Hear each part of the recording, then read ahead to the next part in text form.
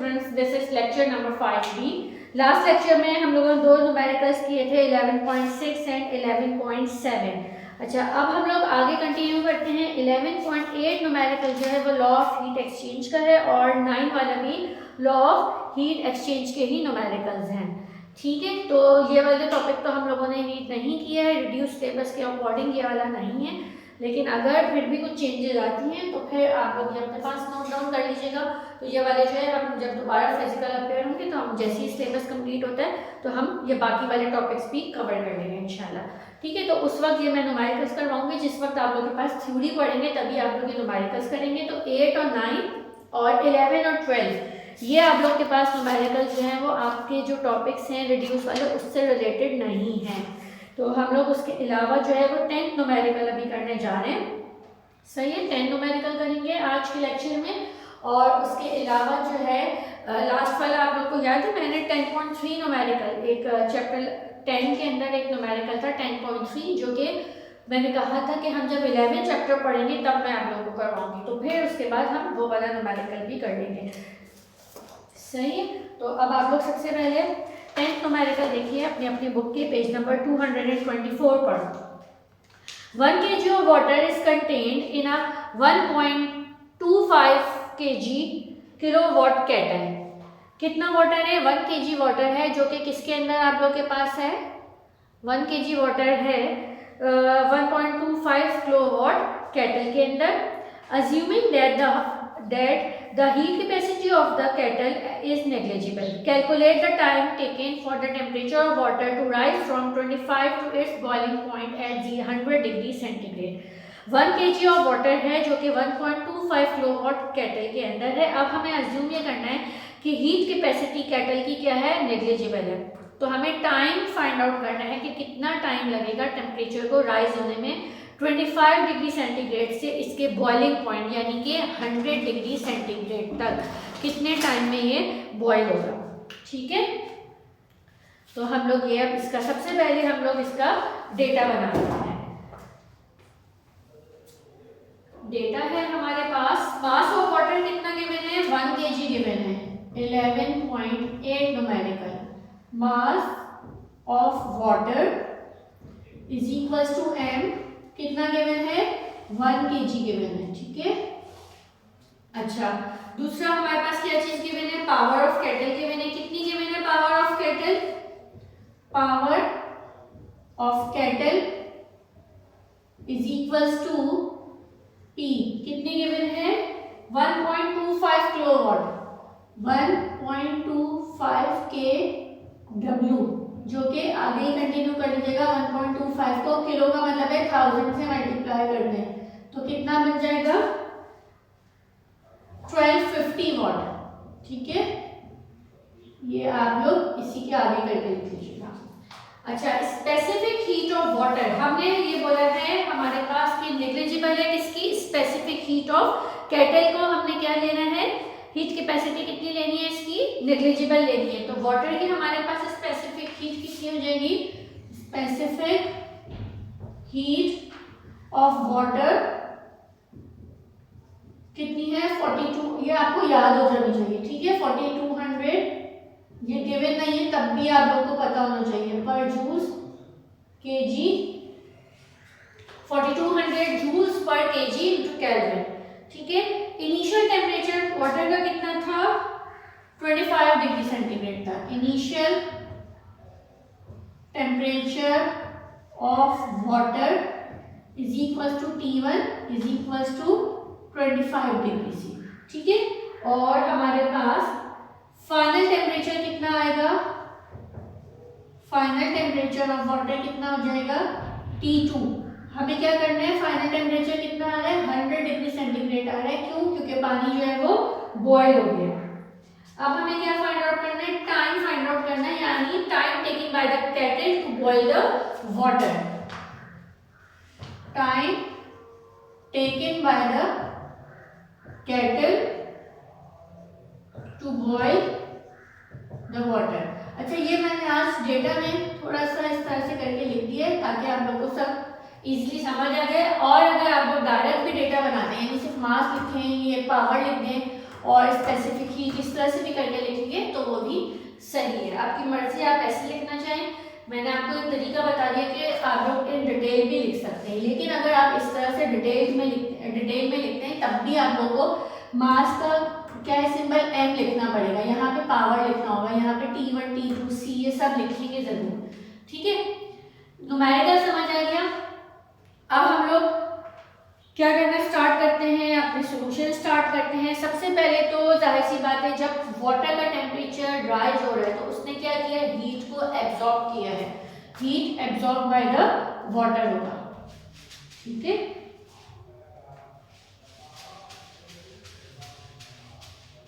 Temperature जब भी rise करेगा जब वाटर हीट को एब्जॉर्ब करेगा।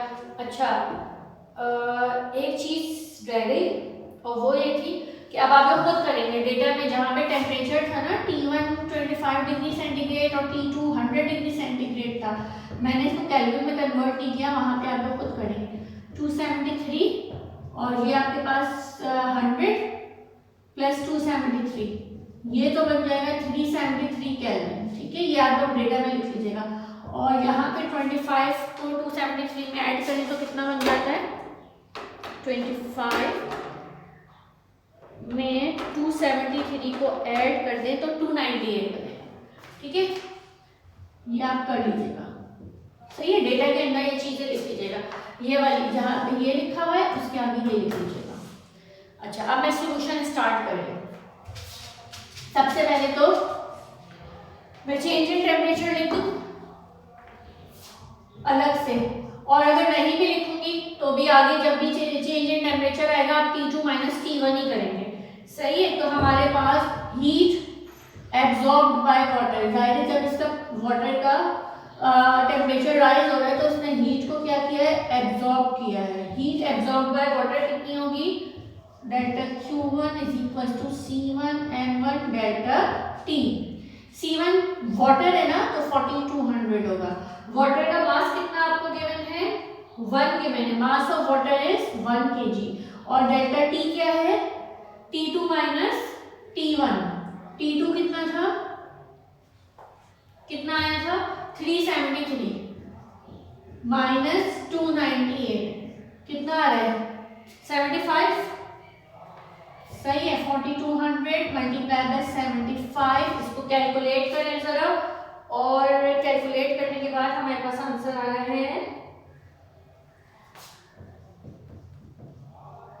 ठीक है। ये आपके पास आ गया heat absorb by the water. अच्छा, work done by the cattle, work done by the cattle, work done हमारे पास क्या होगी कैटल की, W इज इक्वल टू हो जाएगा डेल्टा Q। तो हमारे पास वर्क डन किसके बराबर आ गया, 31.5 जूल्स के बराबर आ गया, सही है। हमें हम क्या फाइंड आउट करने जा रहे हैं, टाइम फाइंड आउट करने जा रहे हैं। हमारे पास वर्क डन हमें पता है क्या है, तो आप सिंपल पावर का फॉर्मूला अप्लाई कर सकते हैं। पावर क्या होती है, वर्क डन अपॉन टाइम होता है। पावर आपको गिवन है, वर्क डन आपने खुद फाइंड आउट कर लिया है। अब आप लोग सिंपल जो है वो वैल्यूज को सब्स्टिट्यूट करिएगा और फिर आंसर आ जाएगा। P is equal to W upon T, T find out करने, T यहाँ आ गया, W अपॉन P हो गया। W की वैल्यू कितनी आई थी, यहाँ पे लिखेंगे, और पावर हमारे पास कितनी गिवन है, दोनों को हम डिवाइड कर लेते हैं। डिवाइड करने के बाद हमारे पास आ गया 252 सेकेंड्स। हमारे पास क्या आ गया 252 सेकेंड्स। यहाँ पे भी आंसर छोड़ दें, ये भी सही है। अगर इसको आप लोग चाहें तो मिनट्स में कन्वर्ट कर लीजिएगा। तो आप लोग देख लें 60 मिनट सेकेंड्स जो हैं वो 1 मिनट के बराबर होते हैं, और यहाँ पर 240 सेकेंड्स जो है वो 4 मिनट्स के बराबर हो जाएंगे। हाँ, 240 जो है 4 मिनट्स के बराबर हो जाएंगे, और फिर 12 सेकेंड्स बच जाएंगे, ठीक है। तो हमारे पास क्या हो जाएगा, 240 जो है वो 4 मिनट्स के बराबर हो गए, और इसमें फिर 252 में से 240 माइनस कर दें, 12 सेकेंड अभी भी बच रहे हैं, तो टाइम क्या आ जाएगा 4 मिनट्स 12 सेकेंड्स, ठीक है। ये आपकी बुक के अंदर आंसर एज इट इज दिया हुआ है, इसलिए मैंने ये आंसर लेके आई हूँ। अदरवाइज अगर जहाँ पे भी आप लोग आंसर छोड़ देते हैं तो आपका क्वेश्चन रॉन्ग नहीं होगा। ये भी आप लोग के पास आंसर बिल्कुल सही है, ठीक है, ओके। अब हम लोग जो है वो नेक्स्ट न्यूमेरिकल कर लेते हैं, जो कि हमारे पास है चैप्टर नंबर 10 का न्यूमेरिकल था 10.3 न्यूमेरिकल। ठीक है, वो वाला न्यूमेरिकल है जो कि अब आप लोग कर लेंगे यहाँ पे।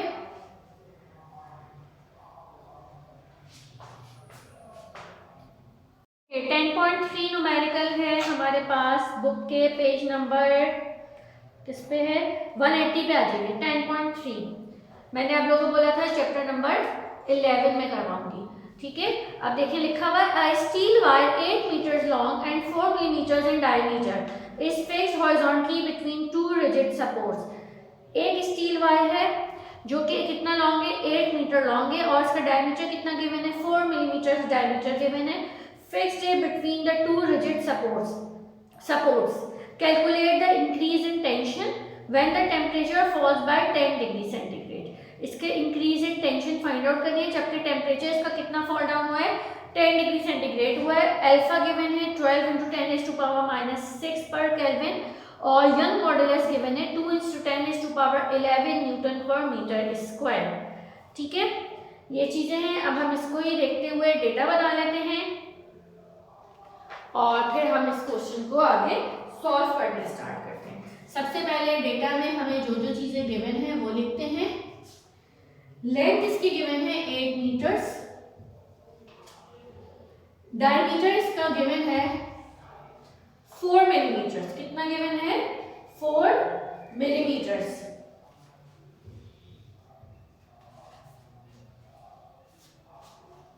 एक मिनट, एक चीज मैं दोबारा रीचेक कर लूं।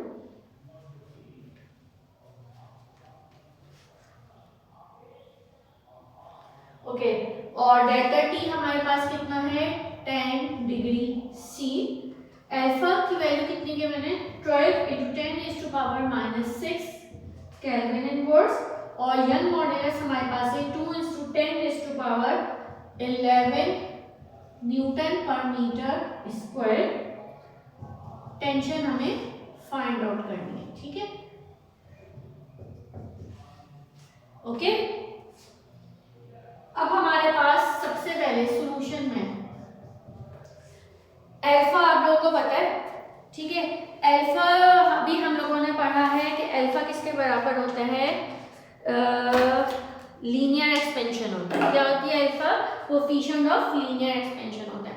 तो coefficient of linear expansion alpha होता है, और अल्फा का फॉर्मूला क्या होता है, delta L upon L delta T. यहाँ से हमारे पास एल की वैल्यू हमें पता है और डेल्टा टी की पता है, हम ये सब्स्टिट्यूट करेंगे और सबसे पहले डेल्टा एल को फाइंड आउट कर लेते हैं। ठीक है,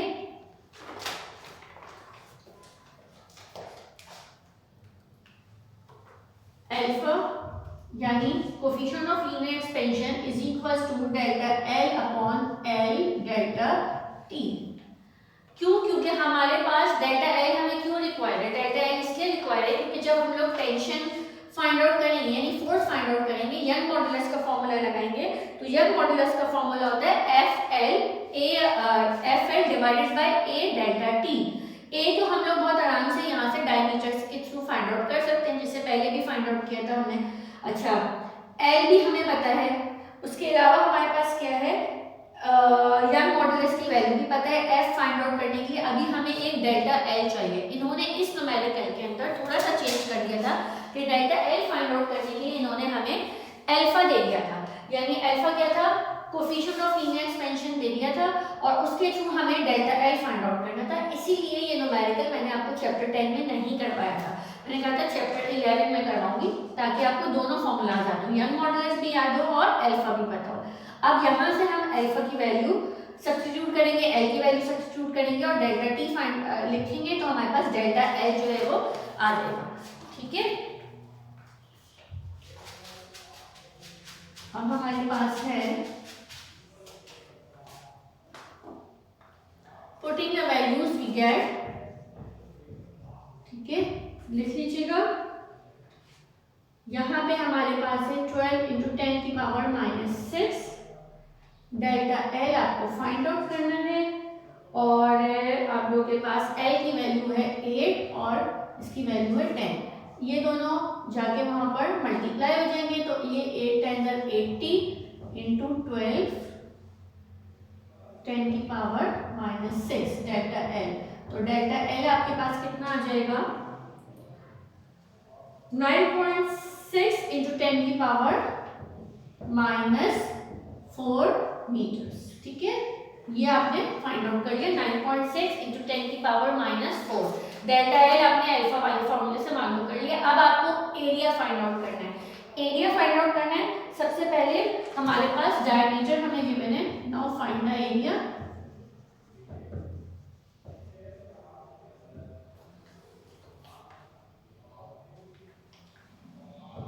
सिंस डायमीटर कितना है 4 मीटर, वो सॉरी ये नहीं लिखने की जरूरत है। डायमीटर क्या होता है 2r के बराबर होता है।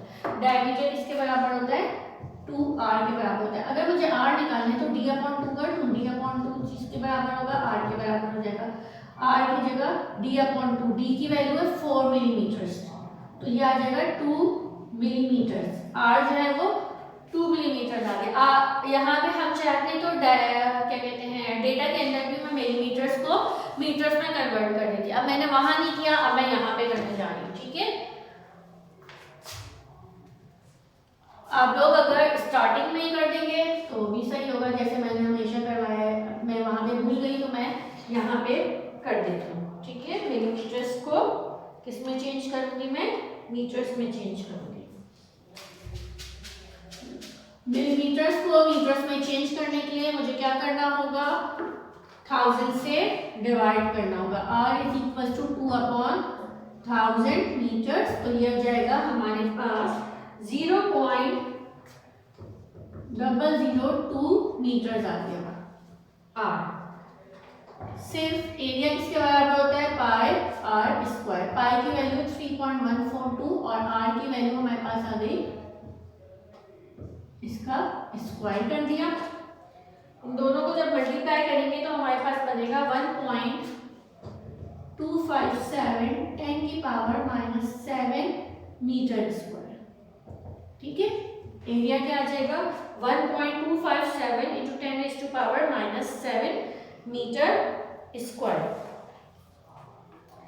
अब हमें आखिर में अब डेल्टा एल भी पता चल गया, ए भी फाइंड आउट कर लिया। अब हमारे पास न्यूमेरिकल था कि असल में हमें टेंशन फाइंड आउट करनी थी। क्या फाइंड आउट करनी थी इसके अंदर, टेंशन फाइंड आउट करनी थी। 10.3 को दोबारा से देखते हैं। इसके अंदर calculate the increase in tension when the temperature falls by 10 degree centigrade. जब टेम्परेचर आपके पास फॉल होता है 10 डिग्री सेंटीग्रेड तो हमें क्या मालूम करना है, increase in tension find out करनी है।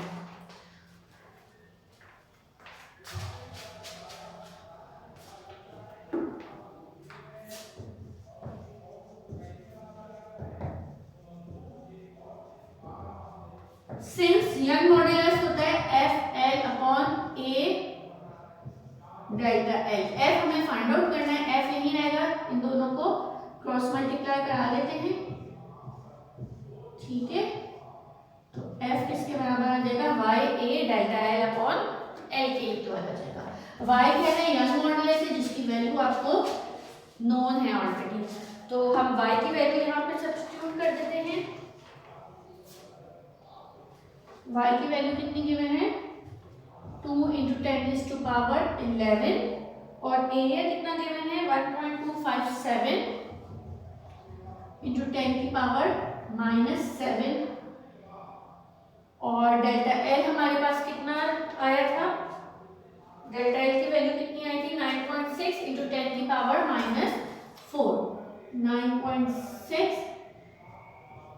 10 की पावर -4 डिवाइडेड बाय, ठीक है, डिवाइड कर दें इनको तो हमारे पास क्या चीज आ रही है, थोड़ा मैं इधर करके लिख देती हूँ, सही नहीं लिखा जा रहा।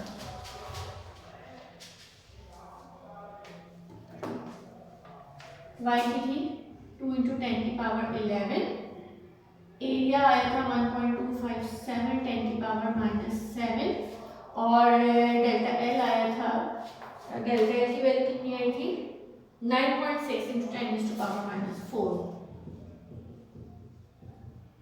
डिवाइडेड बाय एल हमारे पास है, एल कितना गिवन है 8। ठीक है, अब इन सबको जरा कैलकुलेट करें। और मुझे आंसर बताएं। आप लोग खुद से भी कैलकुलेट करिएगा, ठीक है, और फिर मैं भी यहाँ पे कैलकुलेट कर लेती हूँ और इसके बाद मैं देखती हूँ कि आंसर हमारा क्या आ रहा है। 2 exponent 11 multiply 1.257 exponent 7 sorry -7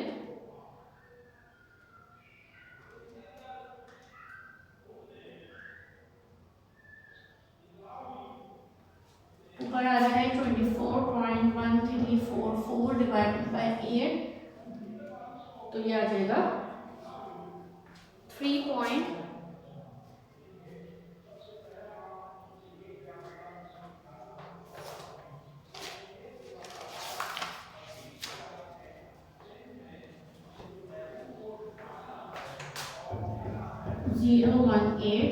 Newton. ठीक है क्लास, टेंशन जो है वो क्या कितनी आ गई है 3.017 न्यूटन, सॉरी 8 नहीं आ रही है 7 आ रहा है 3.017 न्यूटन। ठीक है, ये आप लोगों के पास चैप्टर नंबर 11 कंप्लीट हो गया है। अब जो है हम लोग नेक्स्ट लेक्चर में इंशाल्लाह नेक्स्ट चैप्टर स्टार्ट करेंगे। सही है, होपफुली आप लोगों को समझ आ गए होंगे और इन न्यूमेरिकल्स की बहुत अच्छी तरीके से प्रैक्टिस कर लीजिएगा सब। Okay class, thank you.